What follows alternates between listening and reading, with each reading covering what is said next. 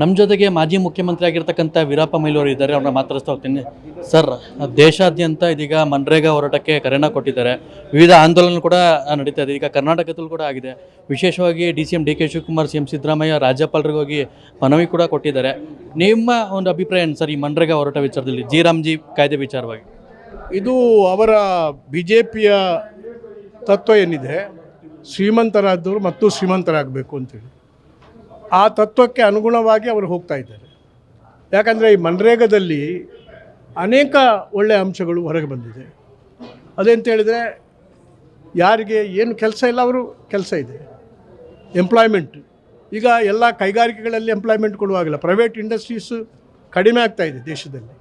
ಹಾಗಿರುವಾಗ ಜನರಿಗೆ ಕೆಲಸ ಕೊಡಬೇಕಾದ ಒಂದು ರೈಟ್ ಟು ವರ್ಕ್, ಕೆಲಸ ಮಾಡುವಂಥ ಹಕ್ಕನ್ನು ಮನ್ರೇಗಾದ ಮೂಲಕ ನಾವು ಕೊಟ್ಟಿದ್ದೇವೆ. ಬರೀ ಮಹಾತ್ಮ ಗಾಂಧಿ ಪ್ರಶ್ನೆ ಅಲ್ಲ, ಅವರ ತತ್ವಕ್ಕೆ ಅನುಕೂಲವಾದಂಥ ಒಂದು ಕಾಯ್ದೆ ಅದು ಕೂಡ. ಈಗ ಅನೇಕ ಒಂದು ದೊಡ್ಡ ಅವಾಂತರ ನಮ್ಮ ದೇಶದಲ್ಲಿ ಅಂತ ಹೇಳಿದರೆ, ಕೆಲಸಕ್ಕಾಗಿ ಒಂದು ರಾಜ್ಯದಿಂದ ಮತ್ತೊಂದರಿಗೆ ವಲಸೆ ಹೋಗುವಂಥದ್ದು, ಮೈಗ್ರೇಷನ್ ಆಗುವಂಥದ್ದು.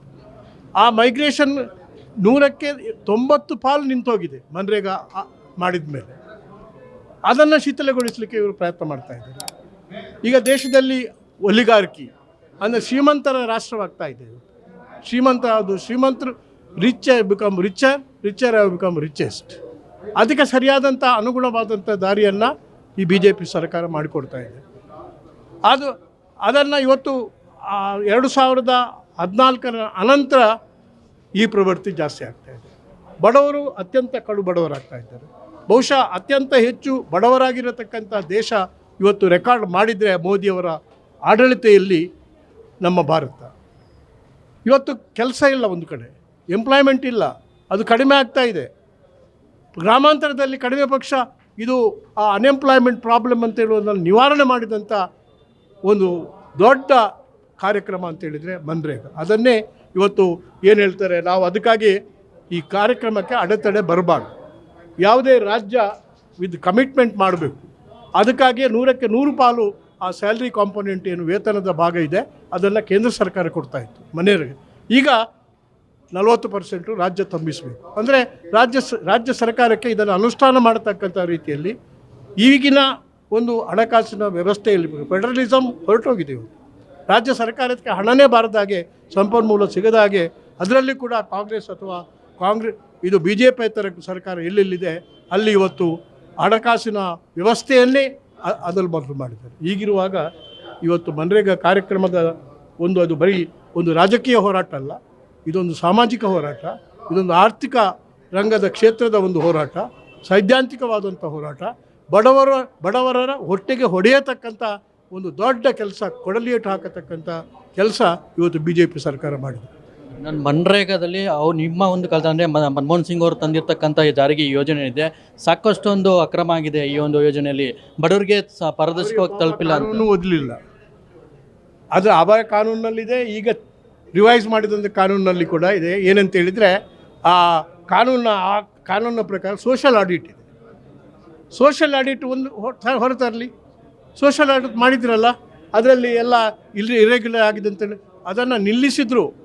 ಮೋದಿ ಅಧಿಕಾರಕ್ಕೆ ಬಂದ ಕೂಡಲೇ ಮನ್ರೇಗಾವನ್ನು ಏನು ಹೇಳಿದರು, ಇದೊಂದು ದೊಡ್ಡ ಮಾನ್ಯುಮೆಂಟಲ್ ಎರರ್ ಅಂತೇಳಿ ಹೇಳಿದರು. ದೊಡ್ಡ ಒಂದು ಮಹಾ ಅಪರಾಧ ಮಾಡಿದ್ದಾರೆ ಕಾಂಗ್ರೆಸ್ನವರು ಅಂತೇಳಿ UPA ಸರ್ಕಾರ ಅಂತೇಳಿ ಮಾಡಿದರು. ಆದರೆ 1-2 ತಿಂಗಳಲ್ಲೇ ಆ ಕಾರ್ಯಕ್ರಮಗಳಿಗೆ ಮತ್ತು ಮರುಚಾಲನೆ ಕೊಟ್ಟರು. ಅವರ ಅರ್ಥ ಏನಂತ ಹೇಳಿದರೆ, ಈ ಕಾರ್ಯಕ್ರಮದ ಜನರಿಗೆ ಒಪ್ಪಿಗೆ ಇದೆ, ಜನರಿಗೆ ಒಂದು ಬದುಕನ್ನು ಕೊಡತಕ್ಕಂಥ, ಅನ್ನ ಕೊಡತಕ್ಕಂಥ ಕಾರ್ಯಕ್ರಮ ಅಂತೇಳಿ ಮಾಡಿದ್ದಾರೆ. ಯಾಕಂದರೆ ಬಡವರಾಗಿರುವುದಲ್ಲ, ಬಡತನದ ರೇಖೆಯಿಂದ ಮೇಲೆ ಇವತ್ತು ಅಪಾರ ಕೋಟ್ಯಾಂತರ ಮಂದಿ ಮೇಲೆ ಬಂದಿದ್ದರೆ ಅದು ಮನ್ರೇಗಾ ಕಾರ್ಯಕ್ರಮ. ಸರ್, ಇನ್ನೊಂದು ಈ ಜಿ ಕಾಯ್ದೆಯಲ್ಲಿ AI ಆಧಾರಿತ ತಂತ್ರಜ್ಞಾನಗಳು ಪಾರದರ್ಶಕ ಕೆಲಸಗಳು ತಂದಿದ್ದೇವೆ ಅಂತ ಅರ್ಥ ಆಗಲಿಲ್ಲ. ಇವರು ಎಕ್ಸ್ಪ್ಲೇನ್ ಮಾಡಬೇಕು. ರಾಮಚಂದ್ರ ನಾಥುರಾಮ್ ಗೋಡ್ಸೆ, ಅದು ಜಿ-ರಾಮ್. ಆದ್ದರಿಂದ ಇವರು ರಾಮನಲ್ಲ, ರಾಮ ಅಂದರೆ ಶ್ರೀರಾಮಚಂದ್ರ.